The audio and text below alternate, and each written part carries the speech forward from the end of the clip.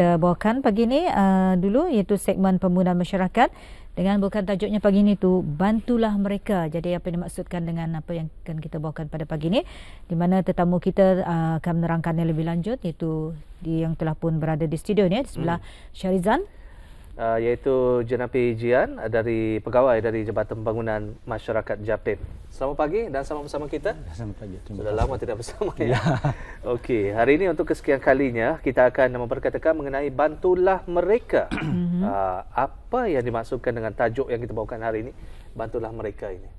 Ya, terima kasih Wang Srijan dan selamat pagi, dan juga kepada kita ucapkan selamat pagi. Maksud bantulah mereka di sini ialah saya cuba membawa satu tajuk, iaitu kita ni memberi bantuan ataupun pertolongan kepada mereka yang memerlukan. Jadi artinya pertolongan ataupun bantuan ini memanglah sangat luas, sama ada dari segi kewangan ataupun dari segi pandangan ataupun idea ataupun membantu Jabatan Pembangunan Masyarakat dalam melaporkan sesuatu perkara ataupun kes-kes yang berkaitan dengan Jabatan Pembangunan Masyarakat untuk diambil oleh tindakan jabatan ini. Tapi walau bagaimanapun dalam aspek membantu ini bukan saja Jabatan Pembangunan Masyarakat yang membantu orang ramai ini. Memang banyak jabatan masing-masing dengan peranannya, dengan tanggungjawabnya. Jadi pada kali ini saya membawa para penonton dalam segmen Rampai Pagi TV ini ialah dalam bantuan dalam bentuk kewangan. Jadi kita sempitkan sedikit skop ini, iaitu bantuan dalam bentuk kewangan melalui dana, melalui tabung-tabung yang ada di Jabatan Pembangunan Masyarakat, sama ada bagi masyarakat ataupun penduduk di negara Brunei Darussalam ataupun bagi masyarakat antarabangsa. Jadi maksudnya di sini kita ni menderma melalui tabung-tabung yang ada di Jabatan Pembangunan Masyarakat, iaitu 3 tabung bagi di dalam negara, dan ketika ini satu tabung yang aktif bagi membantu masyarakat antarabangsa, iaitu tidak jauh negara jiran kita, ialah tabung bencana banjir Malaysia. Itu antara tabungnya. Mungkin dapat dijelaskan lebih lanjut lagi tentang tabung-tabung tersebut? Okay. Ya, Awang Srijan, sebetulnya kita di Jabatan Pembangunan Masyarakat ada 3 tabung ya, iaitu untuk membantu rakyat dan penduduk di negara ini, iaitu tabung anak-anak yatim. Jadi maklumlah tabung anak-anak yatim ini ialah memanglah untuk membantu anak yatim, untuk membiayai kos-kos sara hidupnya bagi mereka yang memerlukan. Tapi tidak semua anak yatim lah. Ini hanyalah anak yatim yang tergolong sebagai orang yang memerlukan ataupun orang susah. Segelintirnya lah ya. Segelintirnya. Kalau anak yatim itu terdiri daripada keluarga yang senang, dibelah oleh keluarga yang mampu, jadi bantuan tidak akan dihulur. Yang sangat memerlukan. Jadi selain sara hidup, barangkali ialah selalu yang kita buat ialah untuk membantu keperluan sekolahnya. Kita ada elon pelajaran yang dikenali sebagai EP. Dan satu lagi yang kita anjurkan setiap tahun ialah salah satu usaha kita untuk mewujudkan keceriaan dalam kalangan anak yatim itu apabila menyambut hari Lebaran ataupun Aidilfitri. Jadi ini kita tidak kiralah, tidak mengambil kira sama ada anak yatim itu orang yang mampu, orang yang susah. Jadi di sini kita akan beri sumbangan ataupun derma bersempena dengan sambutan hari raya Aidilfitri. Ini seluruh negara semua dihulurkan, yaitu semua dari seluruh negara. Dan kita selalu melihat melalui TV-TV ataupun surat kabar memang ada majlis penyampaian derma bersempena dengan sambutan hari raya. Dan tabung yang kedua yang ada di Jabatan Pembangunan Masyarakat ialah tabung Badan Kebajikan Kebangsaan ataupun lebih dikenali sebagai TBKK. Okey, tabung Badan Kebajikan Kebangsaan ini lebih berbentuk umum ya. Walau bagaimanapun sasaran kita ialah untuk membantu orang susah, yaitu untuk membiayai keperluannya. Kalau orang susah itu yang tidak melayakkan dia untuk menerima bantuan-bantuan kebajikan bulanan di bawah peruntukan kerajaan, yaitu sukacita saya maklumkan di sini kerajaan telah memperuntukkan 9 juta setahun ya bagi para penerima bantuan kebajikan bulanan. Walau bagaimanapun mereka yang tidak layak untuk menerima di bawah bantuan kebajikan bulanan yang disalurkan melalui dana kerajaan ataupun peruntukan kerajaan pembinaan ini akan dibantu melalui TBBK ini setelah disiasat sejauh mana keperluannya, sejauh mana keadaannya. Kita tidaklah membantu begitu saja, tapi mereka yang betul-betul memerlukan. Jadi selain membantu itu juga kita menggunakan dana daripada TBBK ini untuk membiayai program-program ataupun projek-projek yang menjurus kepada untuk membantu orang susah ini juga. Sebagai misalnya kita memberi latihan-latihan kemahiran kepada orang susah ini, lebih menjurus kepada kemahiran diri. Jadi ini salah satu usaha Jabatan Pembangunan Masyarakat ataupun Kementerian Kebudayaan Belia dan Sukan melalui Jabatan Pembangunan Masyarakat untuk membantu orang susah ini supaya dapat keluar daripada kepumpung kesusahan, yaitu dengan memberi latihan dan kemahiran kepada mereka. Jadi sukacita juga saya maklumkan kepada bis kita berdua barangkali Jabatan Pembangunan Masyarakat barangkali ramai yang tidak maklum juga menggunakan dana ini bagi skim mikro ataupun skim pinjaman kredit kepada para klien Jabatan Pembangunan Masyarakat untuk melakukan atau mengendalikan perniagaan secara kecil-kecilan. Jadi jumlah maksima yang diberi pinjaman ialah sebanyak 3,000, yaitu tanpa faedah ataupun sipar faedah. Jadi itulah antara 3 tabung. Ya, 3 tabung yang ada di Jabatan. Satu lagi ialah mungkin saya terlupa ialah tabung orang cacat ataupun lebih dikenali sebagai TOC. Jadi tabung ini juga berperanan untuk membantu orang-orang berkeperluan khas, iaitu istilah yang digunakan di negara Brunei Darussalam, walaupun tabung itu dikenali sebagai tabung orang cacat, yang memerlukan juga. Artinya kalau orang berkeperluan khas itu orang yang mampu, kita tidak perlulah memberi bantuan kepada dia. Jadi antara bantuan-bantuan yang disalurkan kepada orang berkeperluan khas yang memerlukan ini melalui tabung orang cacat ini ialah seperti pembelian tungkat-tungkat putih, kursi-kursi untuk memudahkan mereka bergerak dan sebagainya, dan kursi-kursi roda, dan ada juga ketikanya ialah bagi mereka yang memerlukan untuk pembinaan rim di tempat-tempat kediaman mereka. Jadi itu adalah antara inisiatif-inisiatif Jabatan Pembangunan Masyarakat ataupun sumbangan yang disalurkan melalui tabung orang cacat bagi kepentingan orang berkeperluan khas. Jadi kita ingin mengetahui juga ya mengenai dengan latar belakang penubuhan tabung-tabung kemanusiaan antarabangsa ini. Ya. Kalau tadi kita bercakap dengan tabung yang ada di negara kita untuk membantu orang yang masyarakat 3 tabung Brunei tadi di negara Brunei Darussalam, sekarang kita beralih pula kepada masyarakat antarabangsa. Sebetulnya komitmen kita itu bukan hanya terhad di dalam negara tapi juga di luar negara. Jadi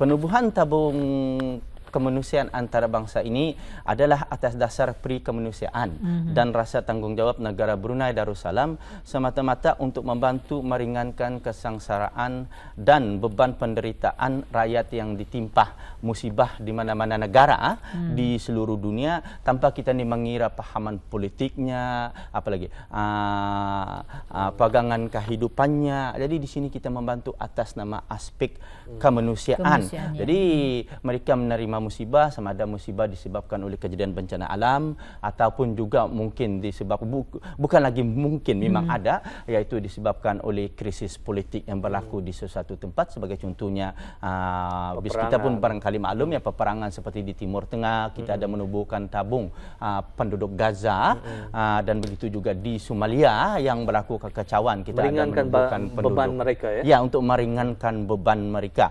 Jadi di sini jadi nampaknya penubuhan tabung-tabung ini telah mendapat satu pengiktirafan ataupun sanjungan daripada Kebaduli Yang Maha Mulia sendiri, yaitu dalam Tita Baginda sempena awal tahun Masihi 2011, Baginda telah ada menitahkan bahawa dalam mengharungi Baginda menjunjungi serta gembira dengan sifat keprihatinan rakyat dan penduduk negara ini terhadap pihak-pihak yang kurang bernasib baik, khasnya mereka yang ditimpa musibah-musibah berat. Jadi baginda memuji seterusnya sifat murah hati dan ringan tangan orang-orang kita ni dalam menghulurkan bantuan bersesuaian kepada pihak negara sahabat yang ditimpa musibah, dan baginda seterusnya memberi contoh seperti banjir besar, gempa bumi, tsunami, gunung berapi dan seumpamanya. Jadi baginda menganggap bahawa ini adalah semua nilai-nilai yang positif yang perlu dikekalkan sehingga kini. Jadi nampaknya Kebaduli sendiri pun melihat bahawa peranan penduduk negara ini ataupun sifat murah hati penduduk dan rakyat di negara ini, baginda sendiri nampaknya kagum dan menjunjung sifat penduduk dan rakyat di negara ini dalam membantu masyarakat luar. Dan perlu diterangkan juga jawatan kuasa kebangsaan tabung-tabung bantuan kemanusiaan antarabangsa ini adalah dipengerusikan bersama oleh Kementerian Kebudayaan Belia dan Sukan dan juga Kementerian Hal-Ehwal Agama, dan menteri daripada kedua kementerian pula berperanan sebagai penasihat bersama. Pengerusi ialah di peringkat setiausaha tetap.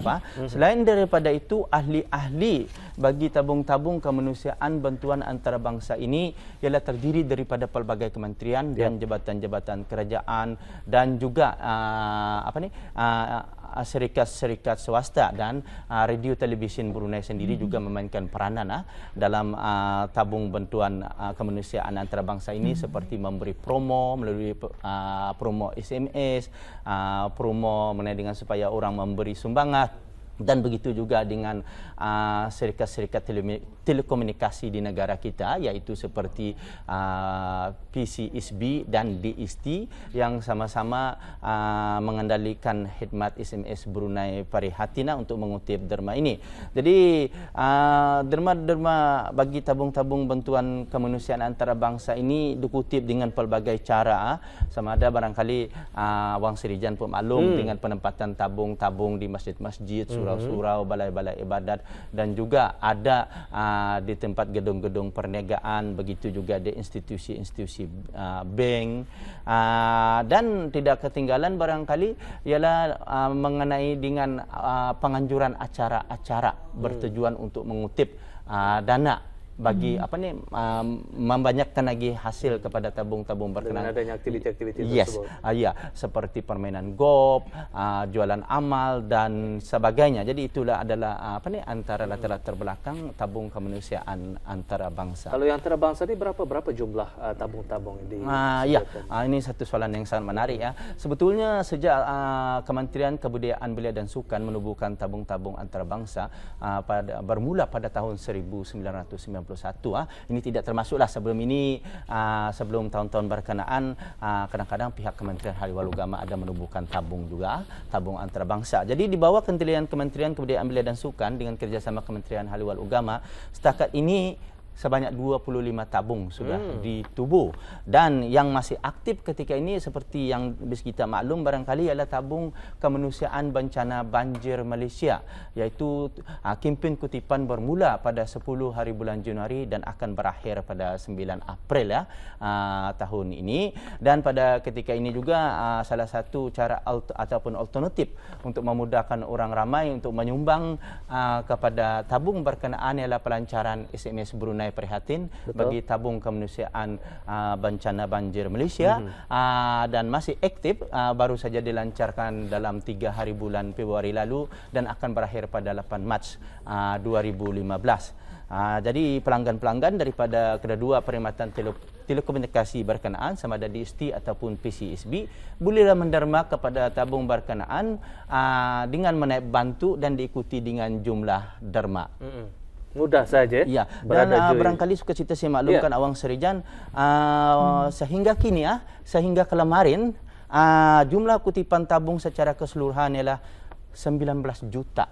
385.911 ringgit dan 57 sen. Dan bagi tabung Malaysia saja yang masih nampak muda, iaitu baru dilancarkan pada 10 hari bulan Januari lalu, sehingga kelemarin sudah berjaya mengutip lebih RM100,000, iaitu RM115,320 ringgit.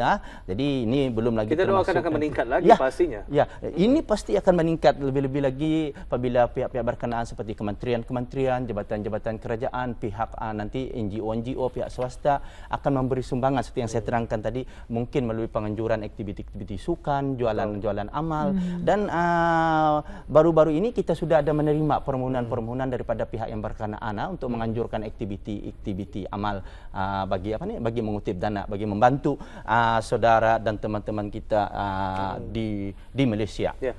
Dalam waktu yang terhad ini sebenarnya ingin kita mengetahui juga dana ini bagaimana ia digunakan. Selepas itu yang terakhir sekali tadi sebenarnya apa boleh pihak penderma menganjurkan acara-acara amal bagi mengutip derma ini? Soalan yang pertama tadi, bagaimana dana ini digunakan? Okey, selalunya dalam pengalaman kita negara Brunei Darussalam, keterlibatan kita dalam projek-projek dalam bantuan-bantuan kecemasan adalah tidaklah begitu kerap, tapi kita hanya dalam projek-projek pemulihan ataupun pembinaan semula. Sebagai contohnya di Republik Indonesia yang kerap dilanda oleh seperti gempa bumi dan sebagainya, ialah kita ni membantu untuk membina semula bangunan-bangunan yang rubuh, iaitu bangunan-bangunan awam seperti sekolah, pesantren-pesantren, masjid-masjid dan sebagainya. Dan bagi negara-negara seperti Filipina juga kita membantu dalam pembinaan perumahan bagi mangsa-mangsa yang dilanda oleh banjir ataupun ribut. Dan dalam masa yang singkat seperti Awang Serijan terangkan tadi, soalan yang kedua tadi ialah bagaimana apakah boleh pihak penderma menganjurkan acara-acara amal bagi mengutip derma ini? Ya, seperti saya terangkan tadi, memang boleh mereka dialu-alukan untuk mengadakan acara-acara amal bagi mengutip dana bagi membantu mangsa-mangsa berkenaan. Iaitu perlu diterangkan juga di sini barangkali kita ni ada ada caranya ataupun prosedurnya, iaitu jika derma berkenaan ini bagi tabung-tabung antarabangsa diserahkan 100% kepada tabung berkenaan, sebagai contohnya tabung bencana banjir Malaysia ketika ini, permohonan hendaklah dihadapkan kepada Jabatan Pembangunan Masyarakat sahaja, iaitu sebagai urus setia tabung, dan sekiranya sebahagian saja diserah, iaitu tidak 100%, permohonan hendaklah dihadapkan kepada Kementerian Hal Ehwal Dalam Negeri juga. Dan selain daripada itu, jika ia melibatkan seperti expo, melibatkan daripada pihak-pihak antarabangsa, hendaklah dihadapkan juga permohonan kepada Kementerian Perindustrian dan Sumber-Sumber Utama. Dan bagi tabung-tabung di dalam negara tadi, yang tiga tadi, permohonan adalah dihadapkan kepada Kementerian Hal Ehwal Dalam Negeri. Jadi tidak ada maksudnya permohonan adalah wajib dipuhun kepada Kementerian Hal Ehwal Dalam Negeri. Itu bagi tabung yang tiga tadi. Ini berlainan senario dengan tabung tabung antarabangsa. Jika 100% kepada Jabatan Pembangunan Masyarakat, tapi ini tidak sama ada 100% ataupun tidak, adalah dipuhun kepada Kementerian Hal Ehwal Dalam Negeri juga. Perlu diingat juga barangkali, dimaklumkan barangkali Awang Serijan, cara kita menyalurkan, kita juga menerima bantuan daripada pihak Kementerian Hal Ehwal Luar Negeri dan Perdagangan. Jadi pihak ini melalui Suruhanjaya, kedutaan akan mengenal pasti apakah projek-projek yang boleh dibiayai melalui hasil kutipan daripada tabung-tabung bantuan kemanusiaan antarabangsa itu tadi. Dalam 1 minit, boleh mengulas tentang kutipan in-kind ini? Derma yang berbentuk in-kind. Kutipan in-kind ini barangkali adalah satu yang jarang bagi kita di negara Brunei Darussalam, yang takluk kepada keperluan yang sebenarnya. Kita hanya pernah mengutip kutipan dalam bentuk in-kind ini adalah bagi tabung Republik Rakyat Bangladesh, iaitu pada tahun 1991 bagi membantu mangsa banjir. Bukan saja dalam bentuk pakaian, makanan, tetapi juga peralatan-peralatan perubatan. Dan baru-baru ini adalah bagi tabung bencana alam Filipina, khusus bagi mangsa taupan Haiyan ataupun Yolanda bagi masyarakat Filipina. Jadi sama juga kutipannya berbentuk makanan, barang keperluan seperti baju dan juga peralatan-peralatan perubatan, dan kita hantar ke sana dengan menggunakan khidmat EBDB dengan menggunakan asidnya, sama ada melalui tentera udara ataupun melalui tentera laut. Di samping itu juga kita menghantar dengan kapal terbang Siwa dan juga kapal air Siwa dengan bantuan pihak Kementerian Hal Ehwal Dalam Negeri. Terima kasih kita ucap kepada tetamu kita, Jenab Rijian. Sebenarnya banyak perkara yang kita kongsikan, tapi masa kita terhad, mudah-mudahan ini selepas ini akan banyak lagi bantuan sempena dengan kita membawakan tajuk bantulah mereka dalam segmen pembangunan masyarakat. Jumpa lagi.